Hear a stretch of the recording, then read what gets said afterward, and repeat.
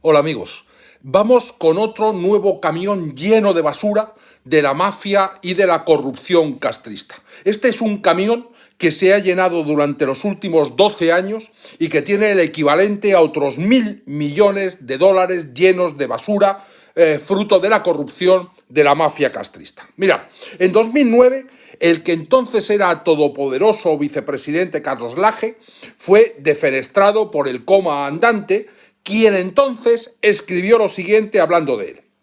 La miel del poder, por la cual no conoció sacrificio alguno, despertó ambiciones que lo condujeron a un papel indigno. El enemigo se llenó de ilusiones con él.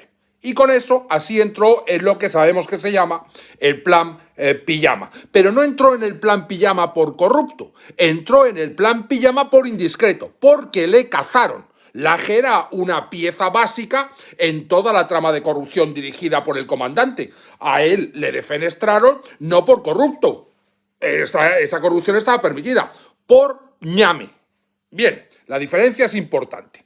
Así comenzaba uno de los grandes casos de corrupción con un montón de tentáculos. Rodolfo Dávalos, del que ya hemos hablado recientemente, es el presidente de la Corte de Arbitraje Comercial Internacional cubana y tiene dos hijos, Rodolfo y Lourdes, de la que también hemos hablado hace poco. El primero es presidente de Caribbean Ventures Management, que está radicada, que tiene sede en el paraíso fiscal de Delaware, curiosamente por donde era senador Biden. Se trata de una sociedad tapadera donde llega una parte importante de todos los beneficios de lo que ahora os voy a decir. La otra hija, Lourdes, ya digo que hemos hablado hace poco de ella, trabaja en un despacho español de abogados llamado Uría y Menéndez y antes trabajó en otro llamado Lupicinio y Abogados. El primero es el que su papá, Rodolfo, recomendó utilizar para lo que ahora os cuento, saltándose la propia ley cubana, porque tendría que haber utilizado un bufete cubano. Pero para esto, para este enjuague, para esta trama mafiosa, prefirió utilizar el bufete relacionado con su hija afuera. Esta mafia era la creación de la empresa mixta carbonera Sociedad Anónima, participada por el grupo británico Esencia Hotel and Resorts y la estatal cubana Palmares para el desarrollo de un complejo turístico llamado de Carbonera Club Hotel and Golf en Matanzas. Y los británicos ya llevaban ganándose el favor de toda esta gente, organizando en la isla una serie de torneos de golf de los que ya hemos hablado y unas competencias de pesca en yate, de marlins y esto, y tanto las competencias de pesca como las competencias de golf las solía ganar Tony Castro, le dejaban ganar a Tony Castro para que él luego manejase la entrada de todo esto y diese beneficios para todos los implicados, los corruptos cubanos y los inversionistas degenerados de afuera, y de esto también hemos hablado porque esto es otro caso distinto, pero todo está relacionado. Le tenemos ya confiscada una mansión en la urbanización Zagaleta en Málaga a Tony Castro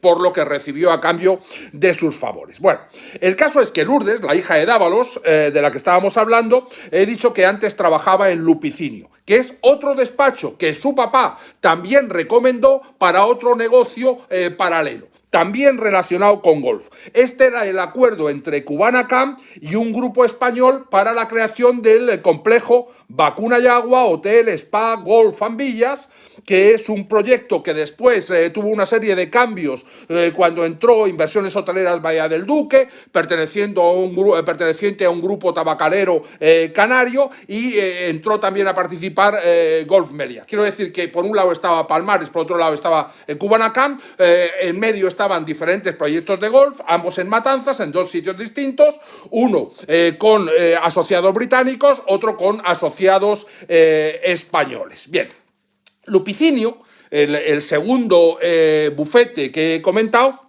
asesoraba la apertura de cuentas en otro paraíso fiscal. Hemos dicho que el hijo de Dávalos ya tiene una sociedad donde se blanquea dinero en Delaware, y este Lupicinio lo que hacía era habilitar cuentas en el paraíso fiscal de Islas Vírgenes Británicas. Y todo esto Todo esto se gestaba en el complejo en Laguito, entre mandamases, entre cuadros superiores del partido y de la revolución, y los enviados de los grupos inversionistas británicos y español, y aprovechaban para una cosa importante y desconocida hasta ahora, bueno, no desconocida, sino que se ha hablado poco hasta ahora, para introducir y al mismo tiempo sacar obras de arte relacionadas con lo que se exponía en la Bienal de Arte de La Habana, que suele ser, creo, cada 2 años, y para lo que se utilizaban una serie de aviones privados relacionados o fletados por una mecenas de arte, viuda de Cisneros. Cisneros es un multimillonario muerto de origen venezolano, y esta viuda, la viuda de Cisneros, tiene origen cubano. Es decir, en toda esta trama tenemos un vicepresidente defenestrado por indiscreto, tenemos un jerarca que se salta la propia ley cubana, tenemos un hijo que lidera una sociedad en un paraíso fiscal, tenemos una hija que trabaja en 2 despachos sucesivos donde se acuden a otros paraísos fiscales, tenemos 2 grupos estatales cubanos tapando el reparto, tenemos 2 grupos inversionistas extranjeros entregando millones de dólares, tenemos un hijo de Fidel agasajado a cambio de intervenir ayudando, tenemos a Raúl implementando lineamientos asociados al golf para generar toda esta mafia, y tenemos a un ministro que era de turismo, el ministro del Mintur, Marrero, que casualmente le nombran primer ministro. Le ascienden para que el control esté claro. Son 1.000 millones y 12 años desde 2009 organizando todo esto. Pero para que veáis las ramificaciones, fijaros en un ejemplo. Lupicinio, el bufete que he nombrado, es el mismo despacho al que estaban vinculados los abogados que defendieron a aquel español que manejaba el carro, que sufrió el accidente, vamos a hacerlo así entre comillas, donde perdió la vida, Osvaldo Payá. Fijaros hasta dónde llegan las ramificaciones. Y además, hay relación con la red Avispa, con los Panama Papers, con Max Marambio, hablaremos de Max Marambio, y con una empresa relacionada con este último que se llama Río Zaza. Vamos con el vínculo de todo esto con la red Avispa y por qué uno de estos espías, acordaros, de los 5 espías, suena como sucesor de Díaz-Canel. Estamos hablando de Gerardo Hernández Nordelo, que es el que en sus tiempos de espía trabajaba con el nombre de Manuel Viramontes y que lideró la red de espías. Pero esta red de espías tenía más de 10 miembros, eran más de 10. Lo que ocurre, y esto lo oculta el régimen, la mayoría, al ser apresados, colaboró y hoy tienen identidades encubiertas dentro de protección, de programas de protección a testigos federales norteamericanos. Lo que ocurre es que ahora esos espías, que no son los 5, sino los otros, los que están protegidos, están cantando. Y así sabemos lo siguiente. Perdonad.